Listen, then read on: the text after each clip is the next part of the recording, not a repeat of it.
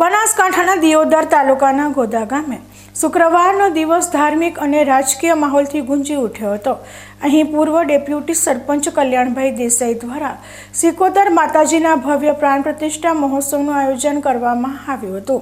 આ પ્રસંગે હવન અને પૂજનની સાથે સાથે બનાસકાંઠાના સાંસદ ગેનીબેન ઠાકોરના સન્માનમાં સાકર તુલાનો કાર્યક્રમ પણ યોજાયો હતો। આ કાર્યક્રમમાં ઓગળના મહંત બળદેવનાથ બાપુ સહિત કોંગ્રેસના અનેક દિગ્ગજ નેતાઓ અને મોટી સંખ્યામાં ગ્રામજનો હાજર રહ્યા હતા। જો કે ભક્તિમય વાતાવરણની વચ્ચે કિસાન કોંગ્રેસના પ્રમુખ ઠાકરસિંહ રબારીએ સ્ટેજ પરથી આપેલા એક નિવેદને અત્યારે ભારે ચર્ચા જગાવી છે। ઠાકરસિંહ રબારીએ યુવાનોને સંબોધતા વ્યસન, ફેશન અને વતન છોડવાની અપીલ કરી હતી। તેમણે વતન છોડવા પાછળનો તર્ક આપતા કહ્યું કે પૂર્વજો પાસે જમીનો વધારે હતી અને માણસો ઓછા હતા, જ્યારે આજે પરિવારો વધ્યા છે અને જમીનો ઓછી થઈ છે, છતાં પણ લોકો હજી ખેતીમાં ભાગ્ય રાખવાની વાતો કરે છે। તે યોગ્ય નથી। તેમણે ઉદાહરણ આપ્યું કે જ્યારે આ વિસ્તારમાં પાણીની તંગી હતી ત્યારે મજબૂરીના યુવાનો દક્ષિણ ભારત ગયા અને ત્યાં સ્ટીલ ફેક્ટરીઓમાં મહેનત કરીને આજે સુખી થયા છે। રબારીના મતે જો પરિવારમાંથી 1-2 સભ્યો બહાર જઈ ધંધો રોજગાર કરશે તો જ આખા પરિવારની આર્થિક સ્થિતિ સુધરશે। એક તરફ જ્યારે ગામડાઓ સમૃદ્ધ કરવાની વાતો થાય છે ત્યારે ઠાકરસિંહની યુવાનોને શહેર તરફ સ્થળાંતર કરવાની સલાહે પંથકમાં કુતૂહલ સર્જ્યું છે। વ્યસન, ફેશન ને વતન એ એટલા માટે કે વતન છોડી દેવું એટલે ઘણાને એમ લાગે કે વતન કેમ છોડી દેવું। અમારો વિસ્તાર રાજસ્થાન બોર્ડરથી નજીક નૈયર ક્ષેત્ર હોય, રાજસ્થાન હોય, અમારો રાણીવાડા બેલ્ટ હોય, અમારો બાખાસર બેલ્ટ જે બિલકુલ પાણી નથી, પરિસ્થિતિ વિકટ હતી, એ ત્યાંના યુવાનો અમારું ઠેઠ બાખાસરનું ભલગામ હોય, ઘાટલા હોય, એ અમદાવાદમાં મેટલનો ધંધો જઈને શરૂ કર્યો અને અમારી થરાદની સંકુલ થતી હોય એમનો જન્મદિવસ જ 5000 આપે।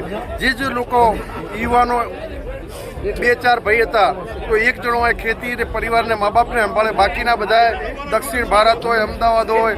અમારા એક આડેજરા છે કેડી ભાઈ ઊંઝામાં માર્કેટ છે જે બાખાસર વિસ્તારથી આવ્યા, આજે સૌથી સારી પેઢી જેણે વતન છોડીને બીજા વિસ્તારોમાં ગયા, ત્યાં ધંધાથી સફળ થયા તો સમાજના દાતા થઈને અમારા જે સમાજના બિલ્ડિંગ બને એ આવે। એટલા માટે વતન છોડવાનું કે જો જ્યાં છો ત્યાં વિસ્તારમાં ઉદ્યોગો નથી, કોઈ એવડી મોટી એજન્સીઓ, ફેક્ટરીઓ નથી જેના કારણે કોઈને રોજગાર મળી શકે। આની આ જૂની રૂઢિગત પરંપરાઓ, માત્ર દૂધ સિવાય આ વિસ્તારમાં કોઈ વ્યવસાય નથી, તો વતન છોડીને બીજા વિસ્તારમાં જાય। એટલે તમે પૂછ્યું કે વતન છોડવાનું કેમ કીધું। આ પાટીદાર સમાજે વર્ષો પહેલાં સૌરાષ્ટ્રમાંથી સુરત ને અમદાવાદ ગયા। આજે આપણે સુરત અમદાવાદ જવાની તૈયારી કરો એના પહેલાં એ લોકો આજે આફ્રિકામાં ખેતી કરે અને અમેરિકાના નાગરિક બની ગયા, ડોલર વાપરતા થઈ ગયા। એટલા માટે વતન છોડવાનું કીધું કે જે પરિવારને મા બાપ છે એના માટે એક ભાઈ રહે, બાકીના બધા અમદાવાદ જાય કે દક્ષિણ ભારત જાય કે વિદેશમાં જાય, ધંધા કરવા જોઈએ।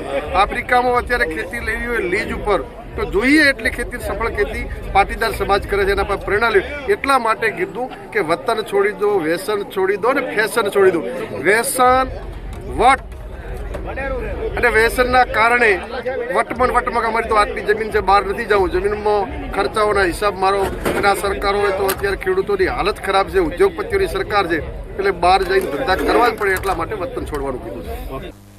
ગોદા ગામે યોજાયેલો આ મહોત્સવ ભક્તિભાવની સાથે સાથે સામાજિક સંદેશાનો સાક્ષી બન્યો હતો। સાંસદ ગેનીબેન ઠાકોરની સાકર તુલાએ કાર્યકરોમાં ઉત્સાહ ભર્યો હતો, તો બીજી તરફ ઠાકરસિંહ રબારીએ યુવાનોને આર્થિક આઝાદી માટે વતન છોડવાની જે સલાહ આપી છે તે અત્યારે ટોક ઓફ ધ ટાઉન બની છે। હવે જોવાનું એ રહેશે કે આ નિવેદનને યુવાનો અને સમાજ કઈ રીતે લે છે।